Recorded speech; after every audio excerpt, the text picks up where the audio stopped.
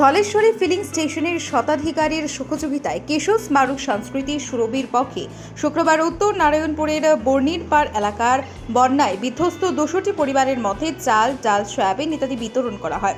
এরই সঙ্গে জলবিশুদ্ধ করার ওষুধও বিতরণ করা হয়। উপস্থিত ছিলেন রাষ্ট্রীয় স্বয়ংসেবক সংঘের দক্ষিণ আসাম প্রান্তের প্রান্ত প্রচারক গৌরাঙ্গ রায়।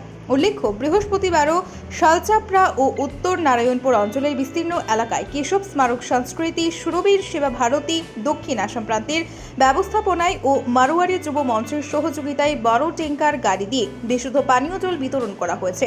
এই বন্যার সময় এইসব জায়গায় বিশুদ্ধ পানীয় জলের অভাব দেখা দিয়েছিল। প্রান্তীয় প্রচারক গৌরাঙ্গ রায় বলেন, বন্যায় আক্রান্তদের মধ্যে সামাজিক কাজ করে থাকে কেশব স্মারক সংস্কৃতি সুরবীর সেবা ভারতী। বিপদের সময় মানুষদের পাশে দাঁড়াতে এই উদ্যোগ নেওয়া হয়েছে। এভাবে বন্যায় আক্রান্তদের পাশে দাঁড়াতে তিনি সবার প্রতি আহ্বান জানান। এ ধরনের শিবির আরও করা হবে বলে তিনি মন্তব্য করেন। এই ত্রাণ শিবিরে সেবা ভারতীর সদস্যরা সক্রিয়ভাবে অংশগ্রহণ করেন।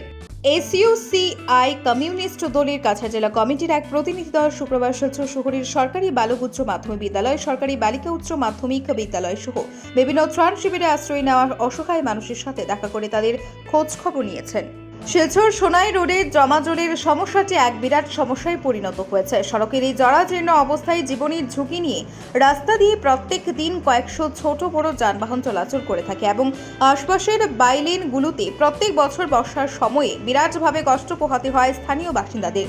এসবের একমাত্র কারণ হিসেবে ধরা যায় যে লঙ্গাই খাল, রাঙ্গির খাল ও বাছাই খালের পরিকল্পনাবিহীনভাবে নিষ্কাশনের কাজের কারণে একের পর এক সরকার বদল হয়েছে, কিন্তু জমাজলের সমস্যা আজও সেই তিমিরেই রয়েছে। এ নিয়ে শনিবার শিলচর সোনাই রোডের এক বিবাহ ভবনে সোনাই রোডে জমাজলের নিষ্কাশনের সমস্যা নিয়ে এক নাগরিক সভার আয়োজন করা হয়। সভায় আলোচনায় অংশ নেন শিলচরের বিধায়ক দীপায়ন চক্রবর্তী, পৌরসভার ভারপ্রাপ্ত আধিকারিক নরোত্তম শর্মা, শিলচর পৌরসভার প্রাক্তন পৌর কমিশনার তথা কাছাড় জেলা বিজেপির উপসভাপতি গোপাল রায়, অব্রজিৎ চক্রবর্তী ওরফে ঝলক, মণ্ডল সভাপতি দুলাল দাস, আইনজীবী অমর পাল, নিরুপম ব্যানার্জি, শিলচর হলিক্রস হাই স্কুলের অধ্যক্ষ টেরেসা মার্টিস প্রমুখরা।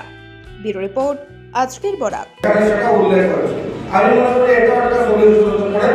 আপনজন করলে কিন্তু কানেক্টেড টু আপনার রাঙ্গির লঙ্কাই খাল। তো এই লঙ্কাই খালেও সেটা হতে পারে।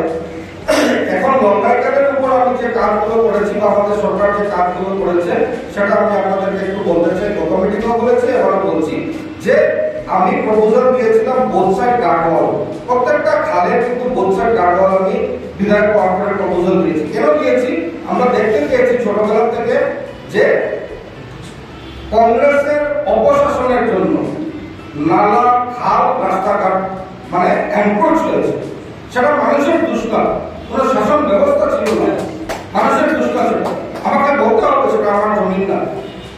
এমন একটা পর্যায়ে আমরা নিয়ে গেছি শিলচর শহরকে যে মানে প্রবলেমগুলো মানে অত্যন্ত বড় প্রবলেম, অত্যন্ত কঠিন কাজ। তাও এই চ্যালেঞ্জিং কাজগুলো আমি হাতে নিয়েছি। লঙ্গাই খালে বোথ সাইড গার্ডওয়ালের প্রপোজাল দিয়েছিলাম।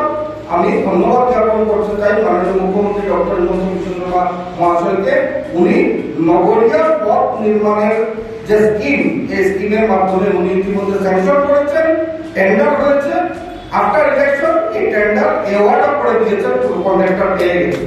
গুয়াহাটি বিশ্ববিদ্যালয়ের মার্কশিট কেলেঙ্কারির উচ্চ পর্যায়ের তদন্ত করে দোষীদের কঠোর শাস্তি প্রদান ও এনটিএ বিলোপ করা, সিইউইটি বাতিল, নিট ইউজি এবং ইউজিসি নেট পরীক্ষা কেলেঙ্কারির উচ্চ পর্যায়ের তদন্তের দাবিতে শুক্রবার এআইডিএসওর আসাম রাজ্য কমিটির উদ্যোগে বিকেল 4টায় গুয়াহাটির উলুবাড়িতে বিক্ষোভ প্রদর্শন করা হয়। শতাধিক ছাত্রছাত্রী এতে অংশ নেন। তারা নানা স্লোগানে গুয়াহাটির রাজপথ উত্তাল করে তোলেন। উলুবাড়ির বলবো পয়েন্টে আয়োজিত ছাত্র বিক্ষোভে প্রতিবাদী সভা অনুষ্ঠিত হয়। এআইডিএসওর রাজ্য কমিটির উপসভাপতি মহিবুল ইসলামের পরিচালনায় আয়োজিত সভায় বক্তব্য রাখেন রাজ্য সম্পাদক হেমন্ত পেগু, সংগঠনের রাজ্য সভাপতি প্রজ্জ্বল দেব প্রমুখ। সংগঠনের পক্ষে এনটিএ বাতিল করে রাজ্য সরকারের তত্ত্বাবধানে ভর্তি প্রক্রিয়া অনুষ্ঠিত করার দাবি জানানো হয়। পাশাপাশি গুয়াহাটি বিশ্ববিদ্যালয়ের মার্কশিট কেলেঙ্কারির তদন্ত এবং নিট ইউজি ও নেট পরীক্ষা কেলেঙ্কারির উচ্চ পর্যায়ের তদন্ত করে দোষীদের শাস্তি প্রদানের দাবিও জানানো হয়। উত্তর পূর্বাঞ্চলের পিছপড়া অঞ্চলের আজকালি অ্যাডমিশন না পায়, এরকম একটা অবস্থা সৃষ্টি হয়ে গেল। কেবলমাত্র এটুকু হয়, আজ পরীক্ষা কোনে পাতিব, আজ প্রাইভেট প্রতিষ্ঠানে দেওয়া হয়েছে দায়িত্ব, সরকারের দায়িত্ব নয়। তাহলে কেলেঙ্কারি কোনে করেছে, আর এই তো প্রাইভেট, আমার দায়িত্ব নহয়। এনটিএ ন্যাশনাল টেষ্টিং এজেন্সি এটা প্ৰাইভেট এজেঞ্চি। এই গুৱাহাটীৰ টেবুলেশ্যনৰ কামখিনি মাৰ্কশ্বিটৰ কামখিনি প্ৰাইভেট এজেঞ্চিত কৰিবলৈ দিয়া হৈছে। আৰু যিমানে প্ৰাইভেটাইজেশ্যন হৈ আছে সিমানেই কেলেংকাৰী বাঢ়ি আছে। আমি জানো যে সামাজিক অৱক্ষয় হৈছে, নীতি নৈতিকতাৰ সংকট দেখা দিছে সৰ্বত্ৰ। তাৰ পৰিণাম আছে, তাৰ লগতে চৰকাৰৰ যে নীতি, এই যে কেন্দ্ৰীয়কৰণৰ নীতিৰ অন্যতম কাৰণটো কি? এই কেন্দ্ৰীয় চৰকাৰে যিটো CBSE যিটো চিলেবাছ ঠিক কৰিব, যিহেতু তাৰ ওপৰত ভিত্তি কৰি এই কেন্দ্ৰীয় পৰীক্ষাবিলাক হ'ব, ফলত ৰাজ্য চৰকাৰক, ৰাজ্যৰ শিক্ষা বোৰ্ডবিলাকক বাধ্য কৰোৱা হৈ আছে তেওঁলোকে যাতে CBSE চিলেবাছটো ফ'ল' কৰে। তেওঁলোকৰ নিজৰ স্বাধীনতা তেনেহ'লে নাথাকিল।